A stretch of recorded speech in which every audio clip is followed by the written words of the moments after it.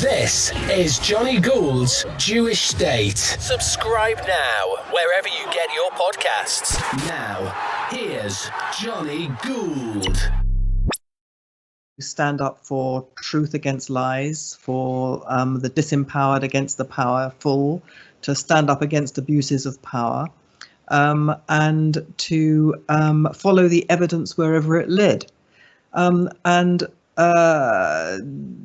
Those ideals remain my ideals. What changed radically was that starting when I was at The Guardian, the people that I believed were on my side for truth against lies, for right against wrong, for justice against injustice, for the oppressed against the oppressor, for anti-racism, to coin the current phrase, against racism.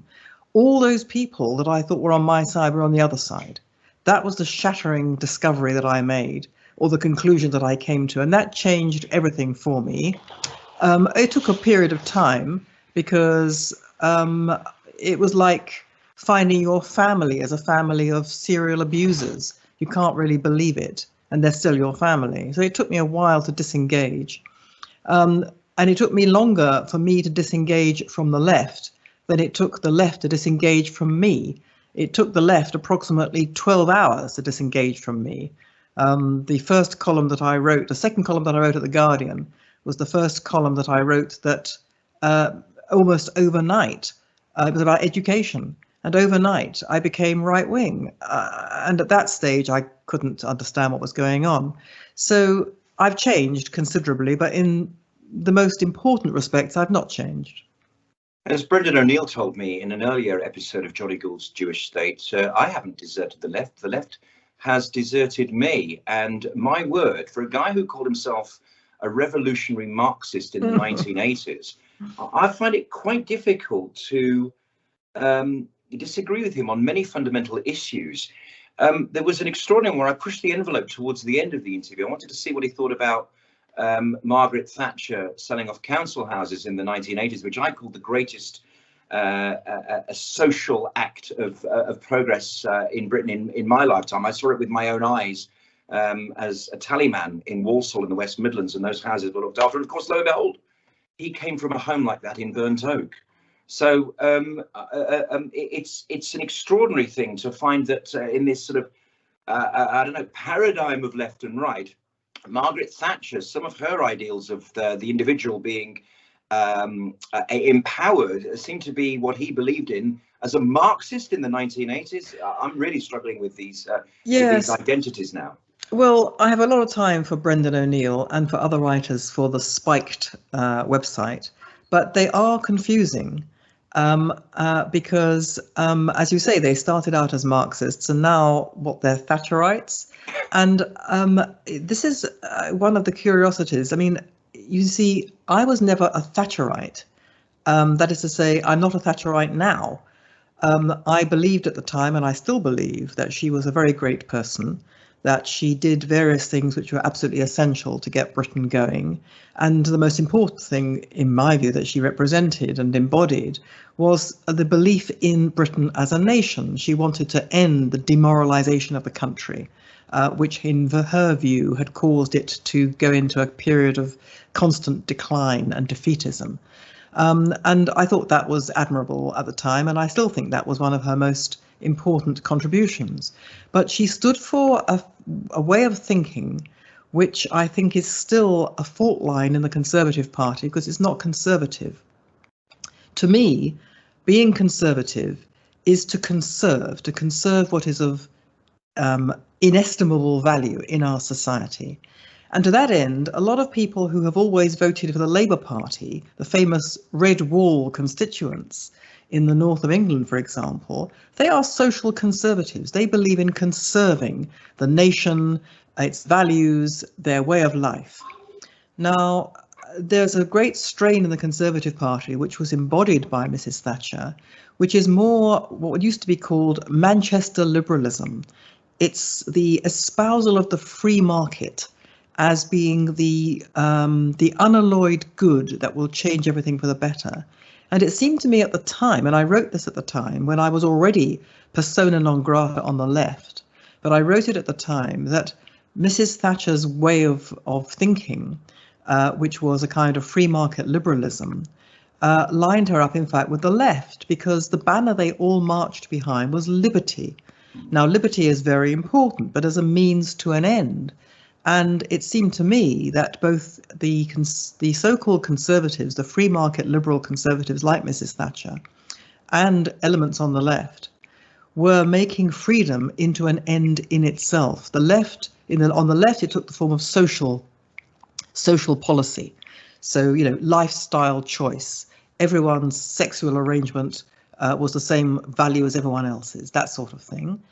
Like I'm libertarian. And on the right, in the so-called Conservative Party, it took the form of economic liberalism. I got the impression, and I wrote this at the time, and I've never changed my view, that Mrs. Thatcher seemed to think that if the entire world was run like Marks and Spencer, everything would be great. And what she didn't understand, and I think she began to understand it towards the end of her premiership, was the cultural revolution that was underway at the time in the institutions of the country, particularly the universities and the schools. She got to the schools bit quite late on, but even then she didn't really understand, in my view, what was the magnitude of what was going on. The whole onslaught on the family, the traditional family, the onslaught on the very concept of the nation. She didn't understand that because she was marching behind this banner of liberty. And I think we still see that fault line today. And I was never of that ilk. And I still am not. I'm somebody who believes in social responsibility. I believe, in helping to make a better society by empowering the good that people do rather than the bad. And the good that people do means looking after each other, putting other people's interests first, putting your children's interests before your own. You cannot have a society run on the basis of selfishness, which remains a cohesive society committed to anything resembling decent values. Now, I've always thought that, and I still think that. And that puts me at odds with a very significant portion of the Conservative Party. So I find myself in the extraordinary position, and we can talk about some of the issues that relate to this, if you want, but I find myself in the extraordinary position now of being simultaneously under attack from the left as being a far-right neo-fascist, and from the right as going back to my Guardianista roots simultaneously. This is a very perplexing position to be in. Well, we'll talk about that within the Jewish paradigm, because I'm sort of fitting the horseshoe there that you're talking about. But I did eventually, just pegging back, I did get Brendan eventually to balk during our interview when I presented him with the idea of being a Thatcherite. He was at that point that I finally got him to boom. Oh, really? He described it in exactly the same way that you did, the economic and social differences. So, maybe we'll see you in Spiked very, very soon. Who knows? Should we just go back into your Jewish background, which, a bit like mine, is of a time that has gone. It's flown. And I mourn it in the sense that it was so rich and so lovely. Grandparents from, well, all four corners of Europe, in my case, they fled Vienna. My grandfather fled the First World War in what is now the Ukraine, was Poland and Russia as a child. My grandfather was born in Birmingham. I am, to all intents and purposes, a fourth generation Brummie, whereas on the mother's side, I am, a second generation Englishman, because they came from Vienna. So, I know all about that stupid prejudice within the Jewish community amongst people, because my mum even talked about it, about the new immigrants who came, and you hear about the Spanish and the Portuguese in 1492 and 1497, and it's the same old, same old. So just tell us a little bit about your background, because I think you're from Hammersmith originally, right? Yes. I was born and bred in Hammersmith in West London, and lived most of my life until about 20 years ago in West London. My parents both were born in Britain. My mother's grandparents immigrated to Britain from Belarus as it's now called. And my father's parents immigrated from Poland. So he was one generation back, or rather on, or whatever. And I had a very typical of its time upbringing in Hammersmith. They settled in Hammersmith for various reasons. And we belonged to a United Synagogue Orthodox synagogue in Hammersmith. And at the time, West London had quite a large Jewish community. And over time, over the I suppose 20 or 30 years after I was born in 1951, the Jewish community basically left West London and migrated to Northwest London. But my parents stayed behind in Hammersmith until they died. And they never had any money at all, except that, they had some money, all of which they spent on my education. I was privately educated. I was an only child, but they had no savings ever and died virtually penniless. And they lived in the same rented apartment that they'd always lived in. My father sold women's clothes from a van. My mother ran a shop selling children's clothes. They were very uneducated, but they were intelligent, but they were uneducated. My father had left school at, 14 in the East End. He'd had, a classic East End upbringing, 6 of them in one room, no food, no work.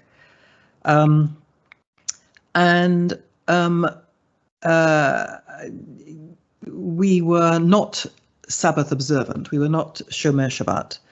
But we were kosher at home and out, and it was in that sense a very typical British Jewish upbringing. And Israel just didn't figure. Israel was a country which we all kind of supported, and we were pleased that it was there. But it was for Jews not like us. Why? It was for Jews who needed it. Why didn't we need it? Because we were in the Golden and Medina. We were in one of the best environments for Jews ever. Britain was so good to us, we thought.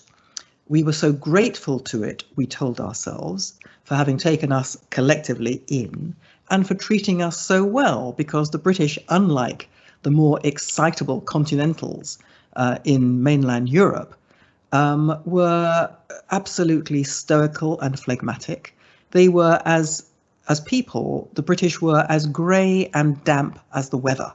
And that was our security. That was our safety. And so why on earth would we even think of going anywhere else? So Israel never figured in my mind. It wasn't a Zionist family. When I was a teenager, I attended a Zionist youth organization, but it was more kind of for social reasons than ideological reasons. And indeed, the kind of Zionist propaganda we were subjected to turned me off completely, because I was very contrasuggestive, and I thought, well, I'm not going to be told how to think. And so it never figured in my mind until 1982, which we can talk about if you want. Yes. Is that the Lebanon War? Yes. Or an incident in your life? It was an incident in my life. It was against the background of the Lebanon War. And Shlomo Argov's attempted assassination, presumably. Yes. When I was at The Guardian, I think I joined The Guardian in, I think it was 79. So I hadn't been there for very long, but I was already a Guardian leader writer, which was a wonderful job, because it was like going back to my Oxford educational days. It was like being in an Oxford college. The colleagues in the leader room were so civilized. They were so educated. They were so wonderful in every respect. And I just was absolutely in heaven until I wasn't. And what happened was that the Lebanon War happened. And as I said, Israel wasn't really on my radar, but I was very aware immediately in 1982, when the Lebanon War happened, that something terrible had crawled out of the woodwork in Britain about Jews, because the Lebanon War at that stage, that particular war, was controversial. I wasn't sure what I thought about it. I thought Israel had behaved rashly in going too far into Lebanon and whatever. But I understood that the reason they'd gone in was defensive. Every Israel war is defensive. And they'd gone in to root out the Palestine Liberation Organization, which was a source of terrorism in Israel. But out of the woodwork came the motif of the Israeli Jew as the Nazi. Ariel Sharon was the Nazi. And Israel's defensive war was portrayed as an act of wanton aggression. And they were kind of portrayed as bloodthirsty killers of the innocent. And this knocked me for six. And simultaneously, this was accompanied by unashamed anti-Semitism. Anyone who was Jewish was accused of, but you all stick together, as if we're all kind of suddenly lumped together because of this war that had nothing to do with us because we were British Jews. And the thing that happened at The Guardian, which changed my life, or started the change in my life, was when one day I said to them, I was perplexed why The Guardian was dwelling so much on the Lebanon War, why any kind of killing of the Palestinians was the subject of a front page splash story, outraged editorials, apoplectic op-eds, whereas Assad, the father of the current President Assad of Syria, caused the death over a short period of time, a couple of weeks maybe, of anything between 10 and 40,000 of his opponents. And it was a routine foreign story in the back of the paper. And I said, we appear to have a double standard. Why is that? And it was as if I had crossed a line. I knew immediately I'd crossed a line. The entire leader room looked at me in amazement and said, of course there's a double standard. How can there not be a double standard? We in the West are brought up to have respect for human life and human rights. People in Syria are not brought up to have that kind of attitude. We can't judge people in Syria or anywhere in the developing world by our standards. That's racism. And I said, are you kidding me? You mean if you're unfortunate enough to be born into a society which doesn't care about human life, but which is killing you, then your life isn't worth what our lives are worth? To me, that's racism. And then they said, why are you so upset? We do you, and I became you at that point. I'd previously been we, I now became you. We do you the great honor of believing that you and we are all on the same moral page. And what's more, you tell us that you are morally superior to us. And at that moment, I realized that the people I thought were on my side were not on my side, that they purported to be anti-racist, but they were deeply anti-Jewish and prejudiced. And not just prejudiced against Jews, but prejudiced against the developing world. They viewed people from the developing world as less deserving of human rights than they were. And from that moment, I realized that they were on the other side to me. And that kind of opened a door through which I walked and started to look at stuff in Britain that was going on in Britain to do with education, family, and all those issues, the nation, multiculturalism, all those things. I started to judge by completely different yardsticks and realized as I went on that what I had gleaned in those encounters in 1982 was a kind of foretaste of the fact that they were really on the other side. And another thing that happened in 1982 was that they made it clear to me that because I was taking this view, and I'd never been to Israel at that point, never wanted to go, but because I was taking the view that there was a fundamental unfairness, imbalance, disproportionate nature of this reporting, I was no longer British. They regarded me as no longer British. And this was made clear to my face. And so that set in train this whole, change of attitude that I had. And then that whole Israel thing went underground in my mind. I was busy with many other things, and it surfaced again in 2000 with the Intifada. Did they physically actually say you don't reflect British values, or you're just not British in the way that we understand it? There was one particular thing that happened at that time. One of the chief leader writer at The Guardian made a remark to me which was intensely revealing in this respect. There was a short period in that year in which Israel was still at war in the Lebanon, but Britain had gone to war in the Falklands against the Argentine invasion. And at The Guardian, we were absolutely consumed by the Argentine adventure. It was a matter of the most intense controversy, whether Mrs. Thatcher was trying to sort of emulate, Gladstone's gunboats or whatever, Palmerston's gunboats, whatever it was, and, was trying to sort of relive the British Empire, or whether she was acting properly to defend British individuals in the Falklands. And it consumed us, this great controversy that was going on within The Guardian. It's what we all thought about the whole time.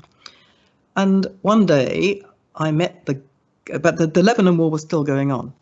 And in this period of crossover, I encountered the chief leader writer who said to me as follows: Melanie, what on earth are we going to say about your war?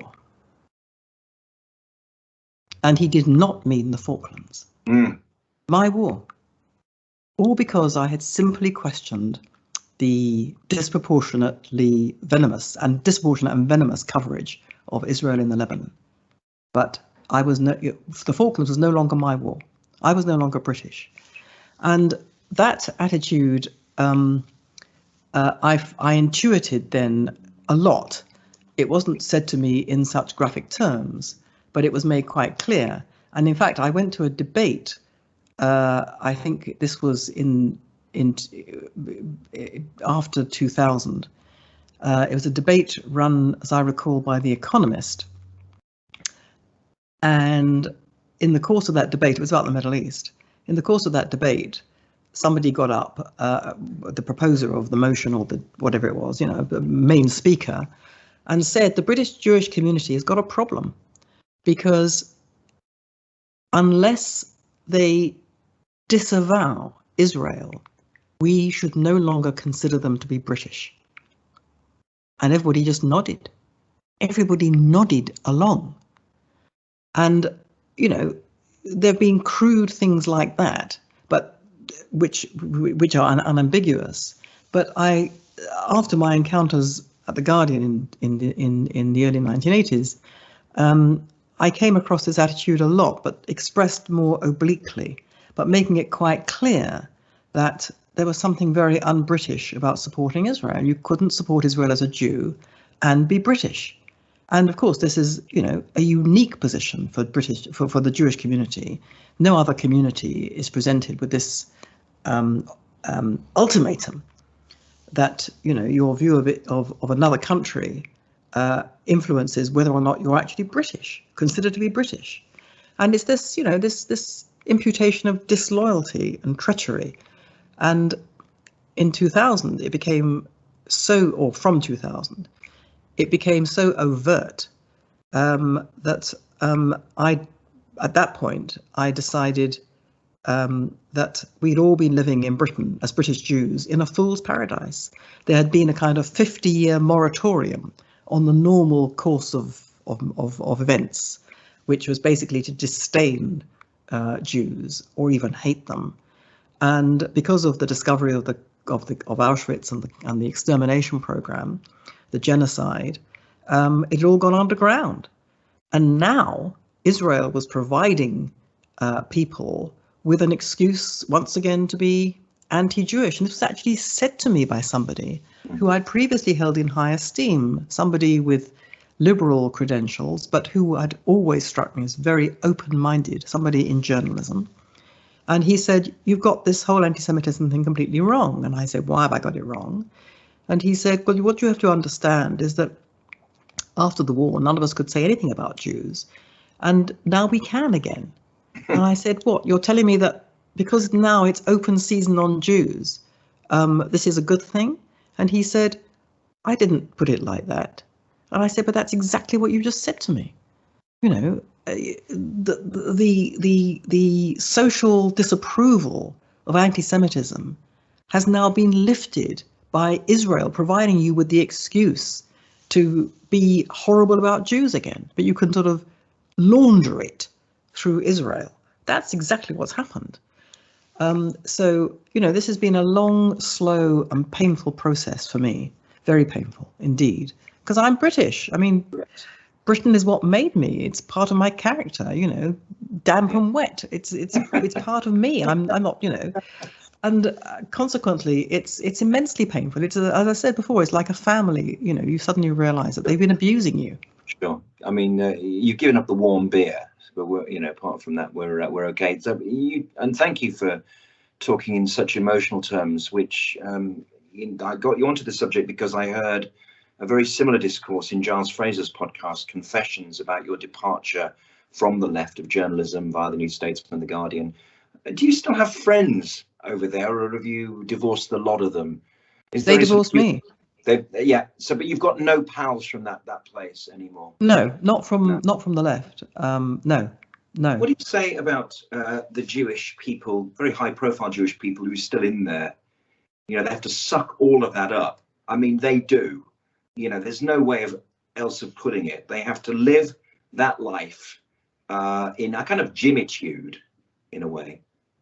Well, indeed. Everybody reacts to this in their own way. And it is very striking that so many still are in what I would call a state of denial.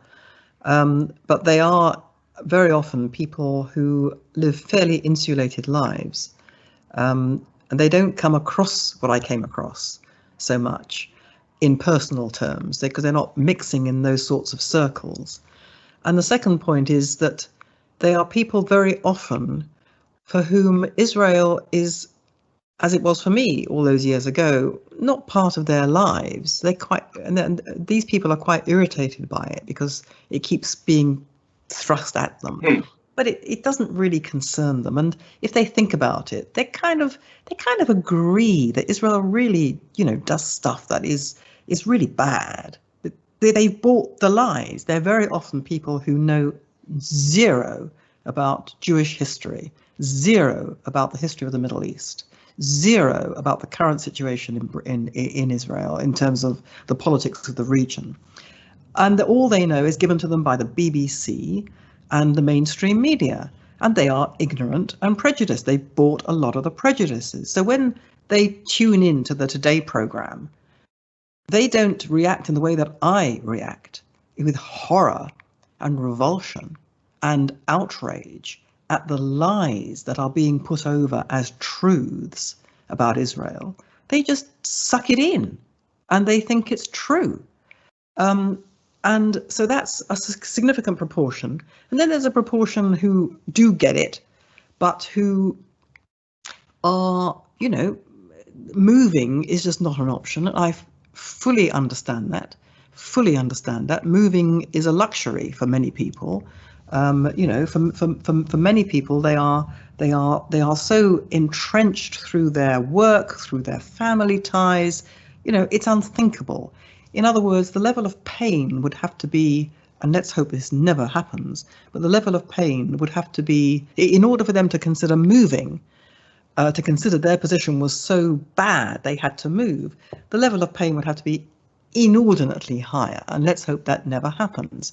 So I don't judge them. I mean, it's a matter of some regret that so many don't see it, and it's a matter of even more regret that the British Jewish community has always been, in terms of its leadership, very timid. As we know, they've always kept, heads below the parapet.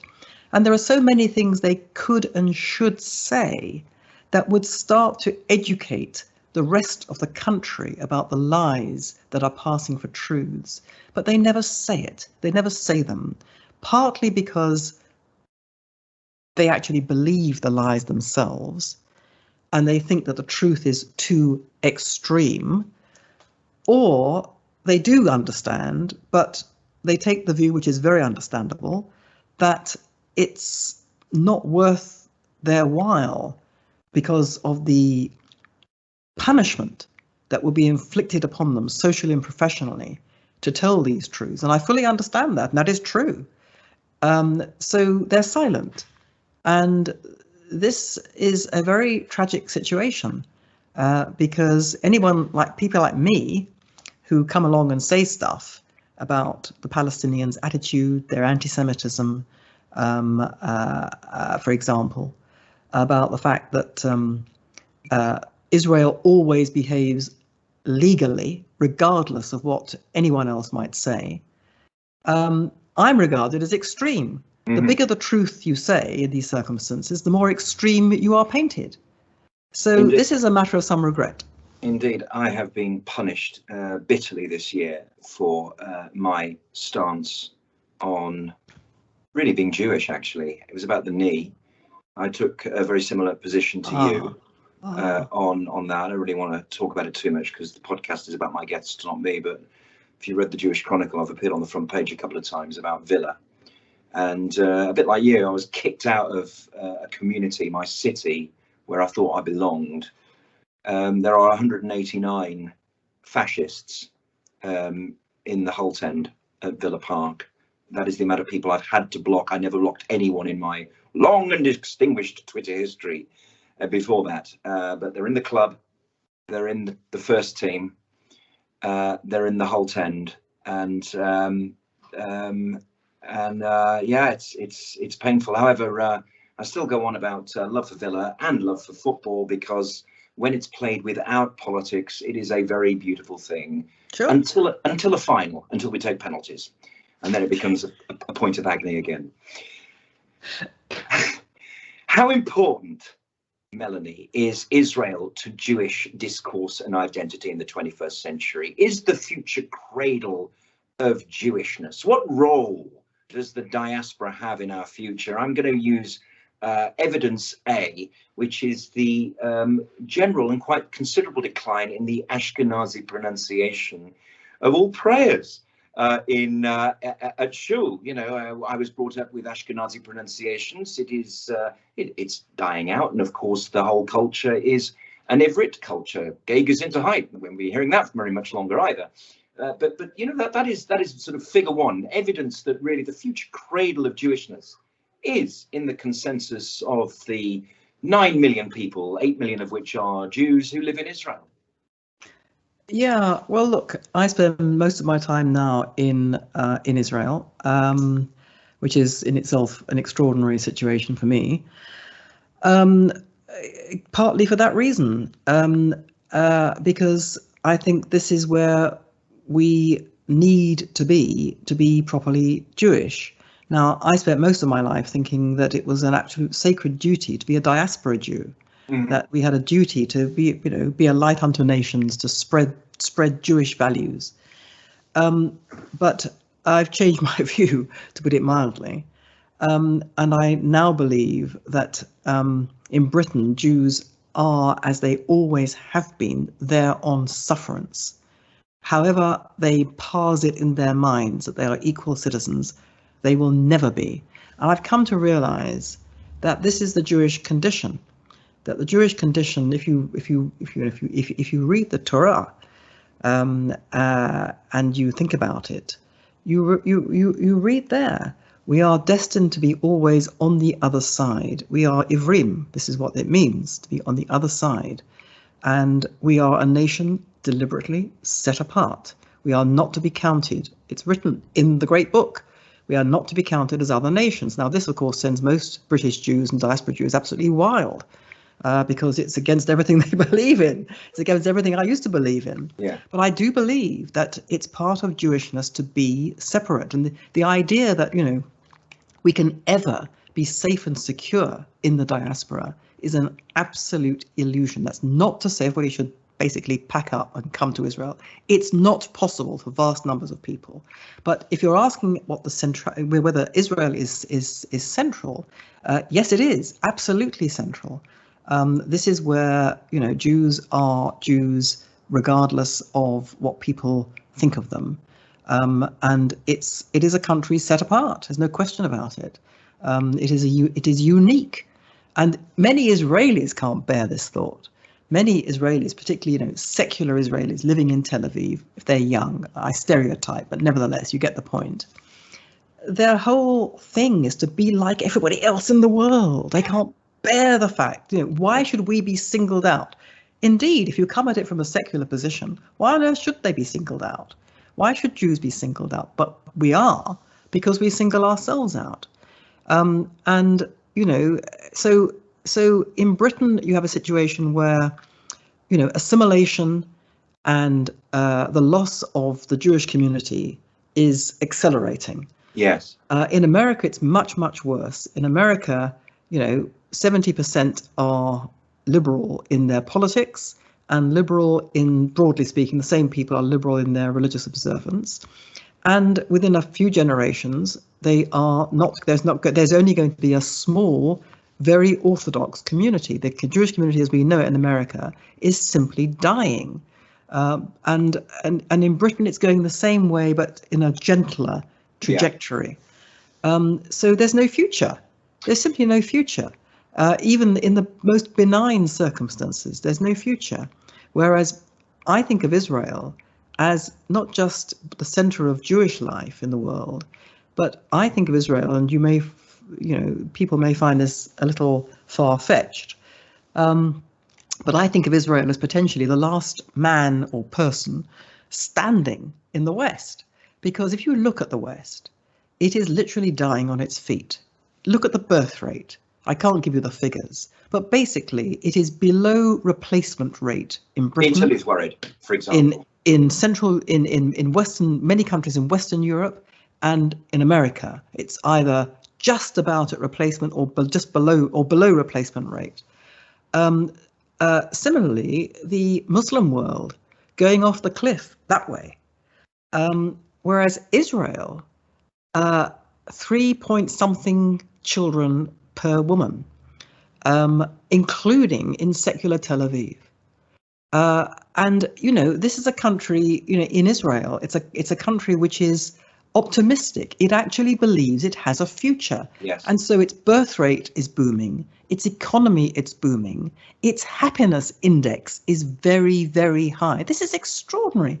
Every family here in Israel, especially if they have a boy child, as soon as that boy is born, they know 17 years, and then we have to surrender him to the army, and we may lose him.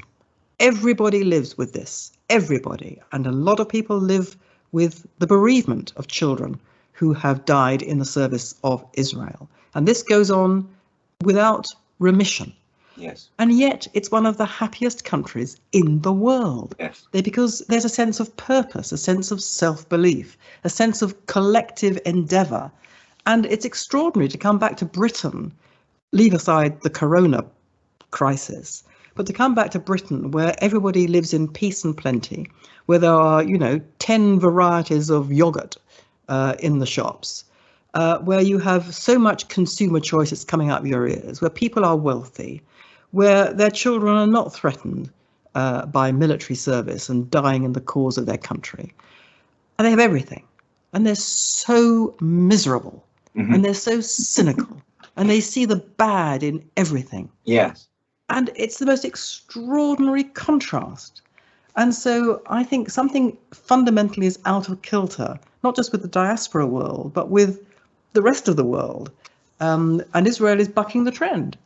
Indeed, I saw a wonderful picture of the chuppah, the wedding of Gilad Shalit, and thought, well, there was a man worth saving, despite the huge, huge cost to the stability of the country, because, as you say, he might produce a few men, or indeed women, children of the future, and maybe one of them will cure cancer or become the prime minister, or just something brilliant, because that's what happens in the Israeli Jewish world. And then I dropped a note to Arnold Roth, because of course he was on the other side of that, and I said, I'm sure you'll be full of joy at the wedding of Gilad, but I'm just thinking of you today, because of course it was Malki that was one of the victims of the prisoner release, etc.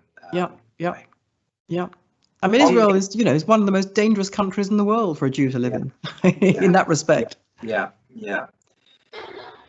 So in Britain, as you have highlighted, we've experienced seismic changes in the Jewish demography at the millennium, though there was a little bit of an uptick, and the noughties as well, as French Jews in particular arrived in their thousands. Many are leaving now as the French-speaking nations attempt a Brexit land grab. Watch out for the stories about Paris making a really determined effort. I know those plans have been in place for about 2 or 3 years, and lo and behold, new office buildings are being built for a new class of former London employees going back to Paris, going to mainland Europe to operate in new de facto capitals where the access to the European Union will be attempted. Geneva as well. Our primary school is emptying out of a fair number of French Jewish people. But what is the future of Jews in Europe, Melanie? You're going to say the same thing, I think. Well, it's a very serious outlook. I wasn't quite sure whether you were referring to French Jews going from London back to Paris. Was that what you're referring to? They're going home. They're doing it for expediency, for commercial reasons. The banks recognise that they need hubs in mainland Europe, and there is a land grab, and it's been negotiated. And even people who have British passports who are of French Jewish origin have been negotiating at the very, very highest level, to bring Jewish homesick Jewish families who have lived well in London, who are doing great things. But globalization in the way that it was understood that they were brought here is over. I know we're having a global Britain, but that's going to look quite different to the globalized Tony Blair ideal, which is now very firmly gone. And these people are going home, for want of a better word. And we ain't going to replace them here, but they're going to have to live in Paris and in Geneva, which is obviously Switzerland and France, very, very different kinds of European nation. But they are going home in their hundreds. Well, good luck to them. I mean, I wouldn't like to be a Jew in France or in many other countries in Europe. And this is going to get much worse, mainly through, anti-Jewish, the anti-Semitism in the Muslim community in various countries, which we've seen, especially in France, but also other countries, Sweden, the Netherlands. It's not going to go away. It's going to get worse because it's being appeased. And people like me who speak about it are considered by the Jewish community leadership to be Islamophobic. So while you have, Jewish community leaders calling people who are drawing attention to the extreme danger to Jews from this tendency Islamophobic and prejudiced, and trying to shut them up and shut them down, the parlous position of these Jewish communities is going to get very, very much worse. So I think there is no future. I mean, having said that, Jews in the diaspora have always there've always been Jewish communities in the diaspora who have lived and indeed thrived in appalling circumstances. Yes. In Eastern Europe, some of the finest Talmudic scholarship came out of the most appalling circumstances of oppression. So Jews cling on and survive regardless. So I wouldn't gainsay that I wouldn't say that won't happen again. But everybody decides for themselves the level of discomfort or danger or pain that they can tolerate. Everybody makes that calculation for themselves. But looking at it kind of dispassionately, I would say, it's a very fraught future for the Jews of the diaspora in Europe. Mm-hmm. Now, many of us have enjoyed your occasional appearances on BBC One's politics shows. I'm sorry, forgive me for laughing, but you'll understand as someone who sympathises with a great deal what you say. It's good to get your opinion in on that channel. Why do they pick you? Do they pick you to make an example of you, or because no, we really should be hearing a wide spectrum of voices? Why do they pick you?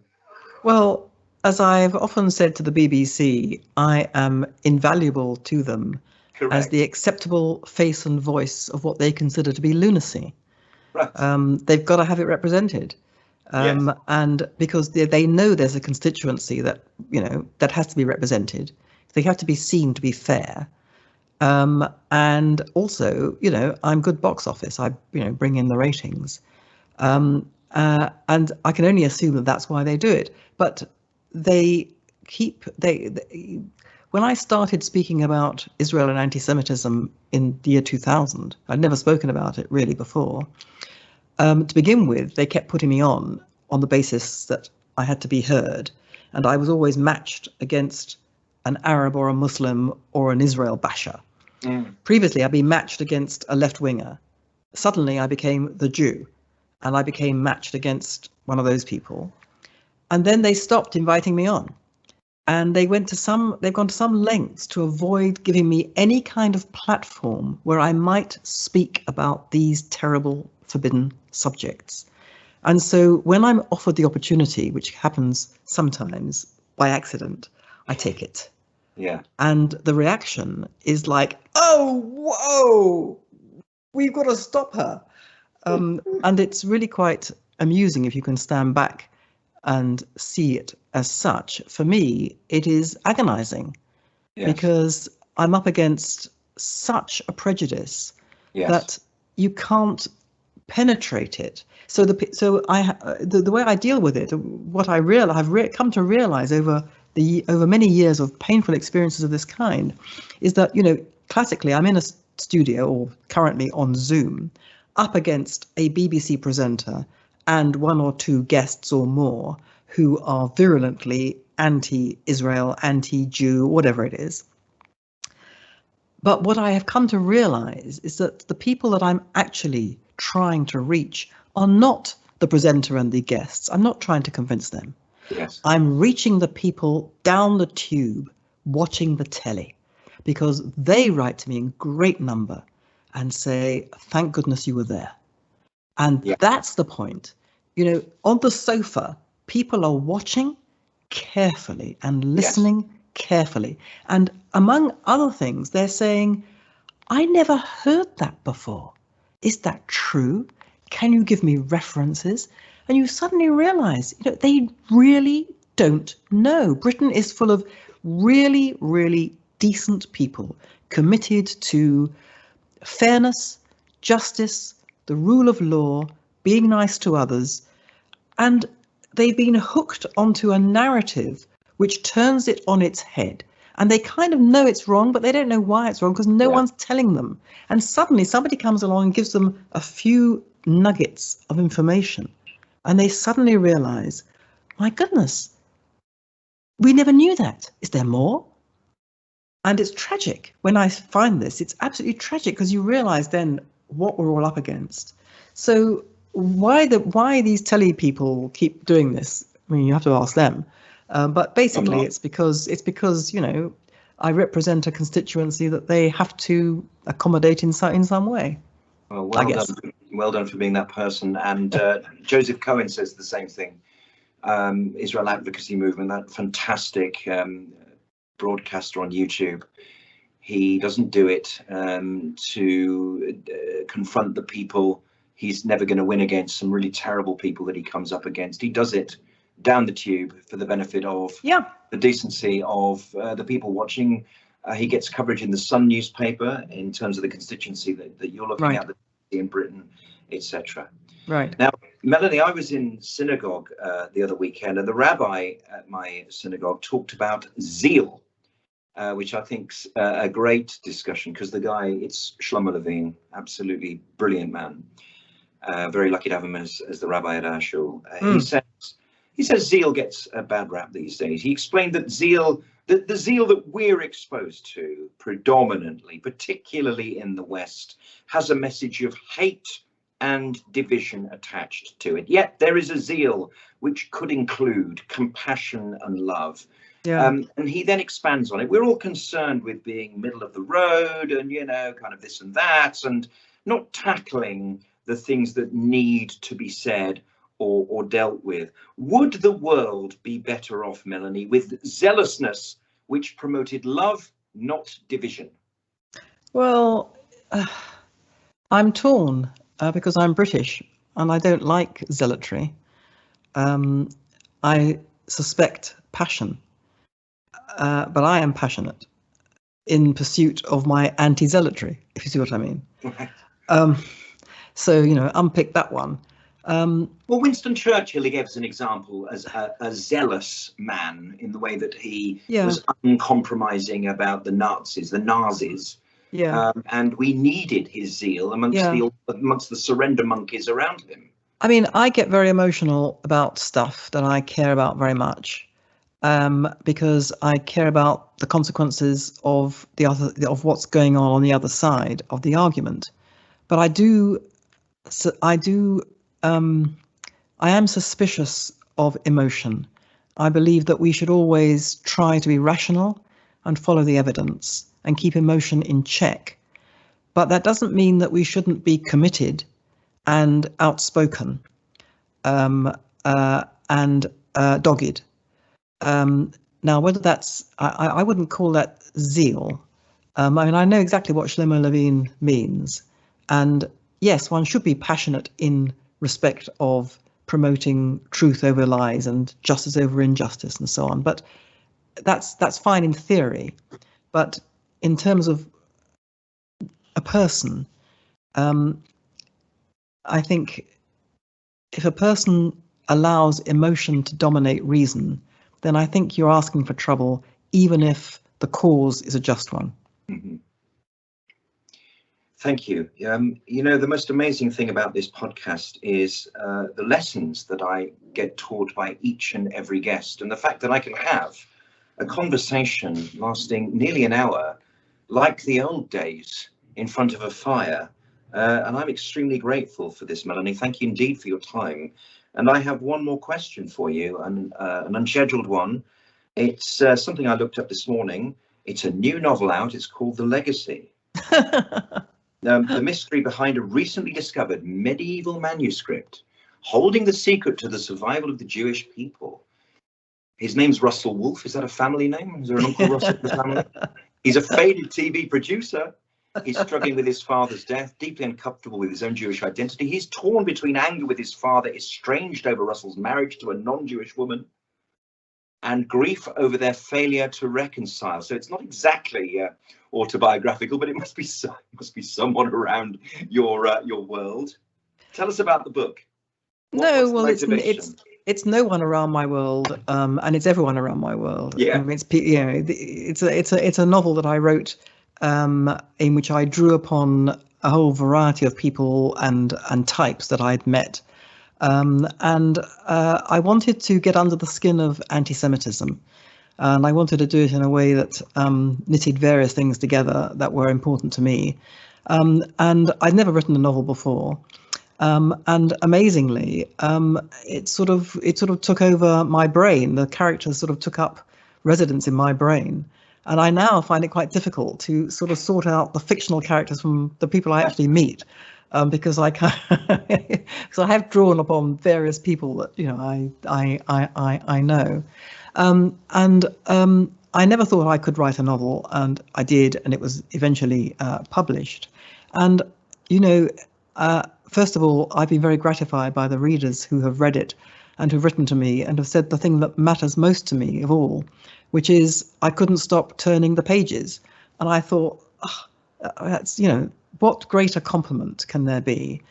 But that novel has had not one review, right? Including in the Jewish press, which won't look at it, won't touch it. Right. Now, you have to ask yourself why not, and everyone can fill in their own reason. But anyway, I was very glad to have written it. And it enabled me to explore in some depth a lot of things that had been on my mind, but to do it creatively through characters that actually lived. And one of the things I wanted to do, which was rather ambitious, was to get inside the mind of an anti-Semite. And that's what I tried to do. And the central character, who is not the anti-Semite in question, the central character, this man Russell Wolfe, draws upon a type in the British Jewish community, a type that have met many times, who is uncomfortable in his own skin as a British Jew, because there are tensions within being a Briton and a Jew, which he doesn't want to recognise and understand, and he has no idea that these tensions existed until he comes up against it, and then he can't deal with it, and then it changes him. It doesn't change my character in the way that it changed me, but it changes him. And that's what I wanted to explore, this process of painful change, and to see where such a character ends up. This character is not me, and he doesn't end up in the place that I've ended up. And consequently, I've been assailed by various people, mainly sort of rabbis, who have said, "Oh, why did he do X? He should have done Y." And I said, but that's the character. And they said, but you wouldn't have done Y. And I said, but the character isn't me. It's a character. I mean, he has a separate life from me. No, he should have done Y. Whatever. Well, it's great that they're talking it through. And if you want a review from the Jewish media, a must read, Jonny Gould's Jewish State. A real page turner. Very good. I must read, which I haven't done there, so that's not terribly ethical. Melanie Phillips, thank you so much for your valuable time and joining us here on Jonny Gould's Jewish State. It's been a real pleasure, Johnny. I've really enjoyed the conversation, and good luck. Thank you.